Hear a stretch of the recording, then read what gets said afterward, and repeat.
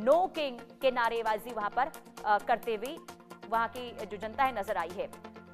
इधर ईरान की संसदीय समिति ने हॉर्मुज स्ट्रेट पर जहाजों से टोल वसूली के प्रस्ताव को मंजूरी दी है, लेकिन लागू होने से पहले संसद की अंतिम मंजूरी बाकी है।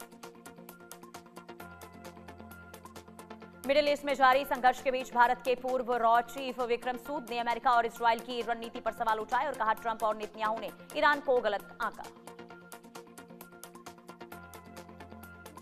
अमेरिका और इजरायल की एयर स्ट्राइक के बाद ईरान के इस्फहान में जबरदस्त धमाके के तुरंत बाद भयंकर आग लगी। धमाके के तुरंत बाद लगी आग में कुछ लोगों के झुलसने की खबर। ईरान द्वारा कुवैती ऑयल टैंकर पर हमला किया गया, जिससे जहाज को भारी नुकसान पहुंचा है। अधिकारियों के अनुसार फिलहाल किसी की घायल होने की खबर नहीं। नेतन्याहू ने जंग को लेकर अहम बयान दिया। नेतन्याहू ने कहा कि जंग कब खत्म होगी नहीं बता सकते, आधे से ज्यादा टारगेट हासिल। अमेरिका के विदेश मंत्री मार्को रूबियो ने कहा कि ईरान अपने सबसे कमजोर दौर पर है। ईरान की नौसेना और रक्षा उद्योग प्रभावित कुछ हफ्तों में अपने लक्ष्य हासिल कर लेंगे। अमेरिकी सेंटकॉम ने ईरान पर हमले का वीडियो जारी किया। वीडियो में ईरानी ट्रकों और विमानों पर हमले दिखाए गए हैं। 2 में ये हमले महत्वपूर्ण ठिकानों को निशाना बनाने के लिए किए गए थे। ईरान ने इराक के सुलेमानिया प्रांत कुर्द अलगाववादियों के ठिकानों पर जोरदार हमला किया है। हमले में बड़े नुकसान की खबर।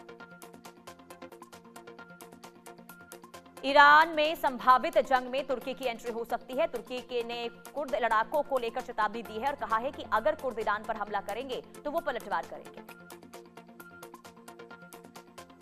जंग के बीच ईरान को डोनाल्ड ट्रंप की कड़ी चेतावनी और कहा अगर स्ट्रेट ऑफ हॉर्मुज नहीं खोला गया तो पावर प्लांट निशाना बनेगा। मिडिल ईस्ट जंग के बीच ईरान ने इजरायल पर बैलिस्टिक मिसाइलें दागी। अमेरिकी ठिकानों पर ड्रोन हमले किए गए और अमेरिका के जवाब में ईरान के कई मिसाइल बेस और लॉन्च पैड तबाह हुए। अमेरिका इजरायल के हवाई हमलों में ईरान की राजधानी तेहरान समेत 5 शहरों में धमाके हुए। कई इलाके जलकर क्षतिग्रस्त हो गए। अमेरिका और इजरायल की एयर स्ट्राइक के बाद ईरान के इस्फहान में जबरदस्त धमाके हुए। धमाके के तुरंत बाद भयंकर आग लगी। धमाके के तुरंत बाद लगी आग में कुछ लोगों के झुलसने की खबर।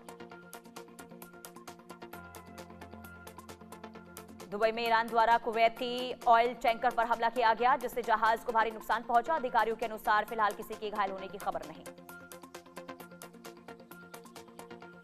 ईरान ने इजरायल पर बड़ा ड्रोन हमला किया। इस दौरान इजरायल के कब्जे वाले फिलिस्तीन के कई इलाकों में निशाना बनाया गया। भीषण धमाकों की खबर के बाद कई इलाकों में हाई अलर्ट जारी किया गया।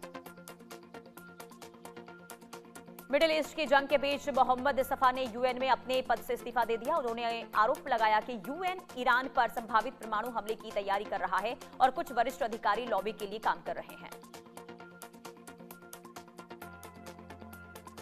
ईरान इजरायल युद्ध के बीच ईरान ने बेत शेमेश के एक इलाके को निशाना बनाकर ईरान ने दागी मिसाइलें। अभी नुकसान और लोगों की स्थिति की पुष्टि नहीं हो सकी है।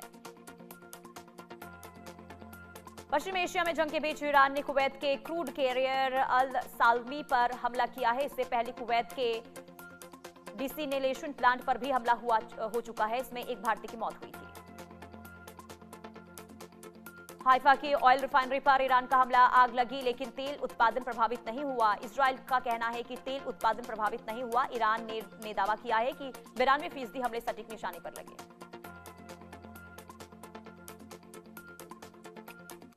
और चलिए